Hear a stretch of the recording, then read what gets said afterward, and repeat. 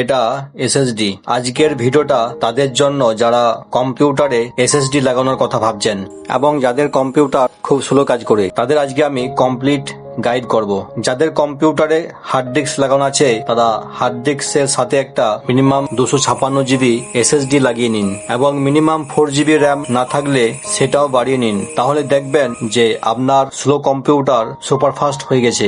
আজকে এই ভিডিওতে তিনটে বিষয় দেখাবো। নাম্বার 1, আপনার হার্ড ডিস্কে যে অরিজিনাল সিস্টেম রয়েছে বা সফটওয়্যারগুলি ইনস্টল রয়েছে সেগুলি কোনো রকম লস্ট না করে কিভাবে এসএসডি তে ট্রান্সফার করবেন বা ক্লোন করে নিয়ে যাবেন সেটার সঠিক পদ্ধতি দেখাবো এবং টাইমও কম লাগবে। 2 নম্বরে দেখবেন, আপনি যদি মনে করেন যে এত ঝামেলার দরকার নেই, শুধু অরিজিনাল অপারেটিং সিস্টেম থাকলেই হবে, সফটওয়্যার বা ড্রাইভার দরকার নেই, সেটারও সহজ পদ্ধতি ভিডিওর শেষে দেখাবো। 3 নম্বরে দেখবেন যে হার্ড ডিস্ক থেকে এসএসডি তে উইন্ডোজ সিস্টেম মাইগ্রেট করার পরে কিছু সমস্যা দেখা যায়, সেই সমস্যাগুলি সলভ করেও দেখাবো। চলুন এবার দেখা যাক কিভাবে সিস্টেম ক্লোন করবেন। হার্ড ডিস্ক থেকে সম্পূর্ণ সিস্টেম ক্লোন করে এসএসডি তে নিয়ে যেতে অনেক সময় লাগে, কিন্তু এই পদ্ধতিতে করলে টাইম কম লাগবে। সিস্টেম ক্লোন করার আগে দিস পিসিতে গিয়ে যে ফোল্ডারগুলি দেখতে পাচ্ছেন, desktop, document, download, picture, video, এগুলি সবই সি ড্রাইভ বা সিস্টেম ড্রাইভ থেকে বিলং করে। এই ফোল্ডারগুলিতে যা কিছু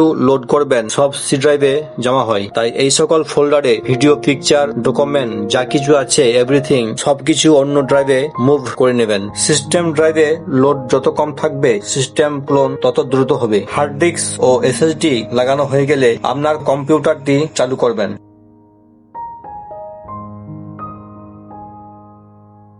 এরপর দিস পিসিতে রাইট ক্লিক করে ম্যানেজে গিয়ে ডিস্ক ম্যানেজমেন্টে ক্লিক করলেই এই পপআপটি শো করবে।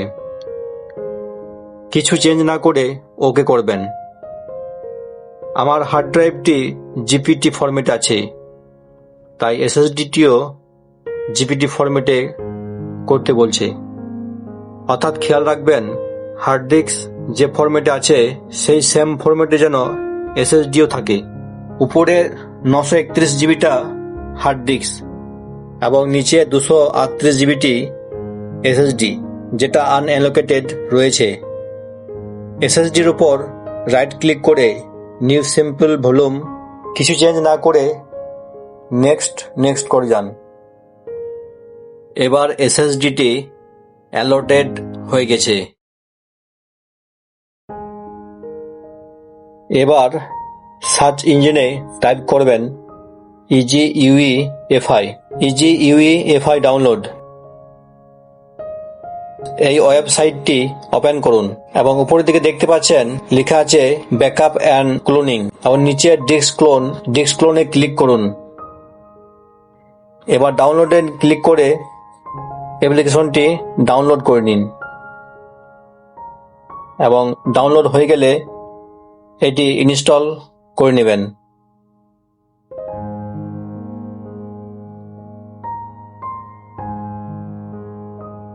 এখানে পার্টিশন ক্লোন, ডিস্ক ক্লোন না করে সিস্টেম ক্লোনে ক্লিক করবেন। অলরেডি সিস্টেম ফাইলগুলিতে টিকমার্ক হয়ে থাকবে, কোনো কিছুর পরিবর্তন করার দরকার নেই। নেক্সট করবেন।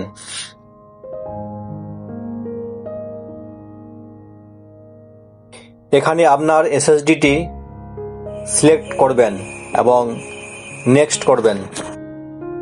এখানে দেখতে পাচ্ছেন যে এসএসডির একটা বড় অংশ আনঅ্যালোকেটেড বা অব্যবহৃত থেকে যাচ্ছে। তো এখানে কি করবেন, উপরে যে ড্রাইভটি জিবিতে রয়েছে সেটার ওপর ক্লিক করবেন এবং নিচে আমি যেভাবে ধরেছি সেভাবে এরোতে ধরে টেনে বাড়িয়ে নেবেন, তাহলে সম্পূর্ণ এসএসডিটি সিস্টেম ড্রাইভ হয়ে যাবে। আর যেটুকু পড়ে থাকবে আমার একটা ভিডিও লিংক ডেসক্রিপশনে দিয়ে দেবো, সেটা দেখে পার্টিশন মার্জ করে নেবেন। এবার প্রসিডে ক্লিক করবেন। এই প্রসেসটা কমপ্লিট হতে আমার 6 মিনিট টাইম লেগেছিল। এটা 100% কমপ্লিট হয়ে গেলে ক্লোজ করে দেবেন। এবার আপনাকে দুটি কাজ করতে হবে। প্রথম কাজ হলো কম্পিউটার রিস্টার্ট করে বায়োস রান করাতে হবে। বায়োস রান করার জন্য কম্পিউটার রিস্টার্ট করার সাথে সাথে ফাংশন কি F1 থেকে F12 বা স্কিপ বা ডেল কি যে কোনো একটা কি কন্টিনিউ প্রেস করতে হবে। এক্স্যাক্টলি কোনটা আপনার বায়োস কি জানার জন্য গুগলে আপনার মাদারবোর্ড কোম্পানি নেম বা ল্যাপটপ কোম্পানি নেম লিখে সার্চ করুন। যদি HP হয় তো সার্চ করবেন HP বুট কি।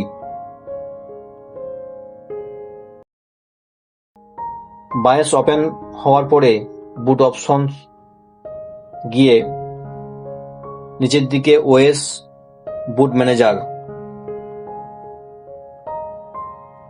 এটি রেখে এন্টার প্রেস করবেন। এখানে দেখতে পাচ্ছেন যে জিওনিক্স গোল্ড 256GB SSDটি সেকেন্ড পজিশনে রয়েছে, এটা ফার্স্ট পজিশনে নিয়ে যেতে হবে। তার জন্য F5 ও F6 কি প্রেস করলে পজিশন চেঞ্জ হবে। মোট কথা ফার্স্ট বুট বা প্রথম SSDটি রাখতে হবে। আমি F5 ও F6 কি প্রেস করে SSDটি প্রথমে করে নিচ্ছি। এবার F10 প্রেস করে সেটিংস সেভ করে নিলাম। কম্পিউটার রিস্টার্ট হওয়ার পর যদি বায়োস আপডেট চাই তাহলে আপডেট করে নেবেন। এবার দ্বিতীয় কাজটি করার জন্য দিস পিসিতে রাইট ক্লিক করুন এবং ম্যানেজে ক্লিক করুন। এরপর নিচের দিকে ডিস্ক ম্যানেজমেন্ট এবং এরপর আপনার হার্ড ডিস্কের যে ড্রাইভে অপারেটিং সিস্টেমটি ইনস্টল ছিল সেই ড্রাইভের ওপর রাইট ক্লিক করবেন এবং ফরম্যাটে ক্লিক করবেন, আর বাকি অন্য কোনো ড্রাইভ যেন ফরম্যাট না করেন। এর ফলে আপনার হার্ড ডিস্কের যে অপারেটিং সিস্টেমটি ছিল সেটি ফরম্যাট হয়ে যাবে। এবার আপনার কাজ কমপ্লিট। এবার আপনি কেটে বেরিয়ে যেতে পারেন। এবার আপনি দেখে নিন যে আপনার ড্রাইভগুলি ঠিক আছে কিনা। এটা আমার হার্ড ডিস্ক এবং এটি আমার SSD যেটিতে সিস্টেম লোড রয়েছে।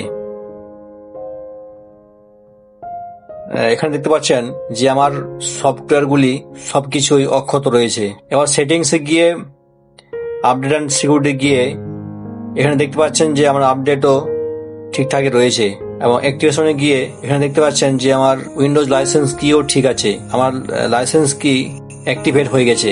এভাবেই আপনি আপনার কম্পিউটারে SSD কার্ড খুব সহজেই আপগ্রেড করে নিতে পারবেন।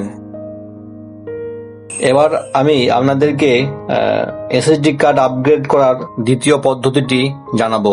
আপনি যদি দেখেন আপনার এই ধরনের ডিজিটাল লাইসেন্স রয়েছে অথবা আপনার কাছে ম্যানুয়ালি উইন্ডোজ ফুটার কি রয়েছে, তাহলে আপনি মাইক্রোসফট ওয়েবসাইট থেকে আপনার যে অপারেটিং সিস্টেম ইনস্টল আছে সেই সেম অপারেটিং সিস্টেমের ISO ফাইল ডাউনলোড করে সেটার বুটেবল পেন ড্রাইভ বানিয়ে হার্ড ডিস্ক এবং SSD লাগিয়ে আপনার হার্ড ডিস্কের সিস্টেম ড্রাইভটি ফরম্যাট করে SSDতে আপনার অপারেটিং সিস্টেমটি রিইনস্টল করে নিতে পারেন। তাহলেও কিন্তু আপনার কাজটি সাকসেসফুল হয়ে যাবে। এইভাবেও আপনার SSD কার্ড আপগ্রেড হয়ে যাবে এবং আপনার উইন্ডোজ লাইসেন্স অটোমেটিক অ্যাক্টিভেট হয়ে যাবে।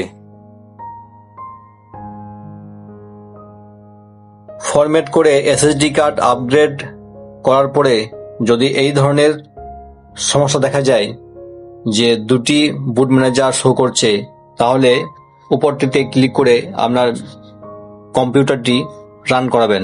এরপর উইন্ডোজ আর কি প্রেস করবেন এবং রানে টাইপ করবেন ms config এবং এন্টার বা ওকে প্রেস করবেন। এরপর 2 নম্বর অপশনটায় ক্লিক করবেন। আবার নিচে আছে উইন্ডোজ 10, এই অপশনটায় ক্লিক করে বাঁদিকে ডিলিটে ক্লিক করবেন। এরপর অ্যাপ্লাই ওকে করে দেবেন এবং কম্পিউটারটি একবার রিস্টার্ট করবেন এবং এর ফলে আপনার এই সমস্যাটি সলভ হয়ে যাবে। এই 2 প্রসেসেই আপনার কম্পিউটারে SSD কার্ড আপগ্রেড করে নিতে পারবেন। তবে আমি প্রথম প্রসেসটি রেকমেন্ড করব। এই ভিডিওটা কাজে লাগলে লাইক, শেয়ার, কমেন্ট এবং আমার চ্যানেলটিকে সাবস্ক্রাইব করে রাখবেন। ধন্যবাদ।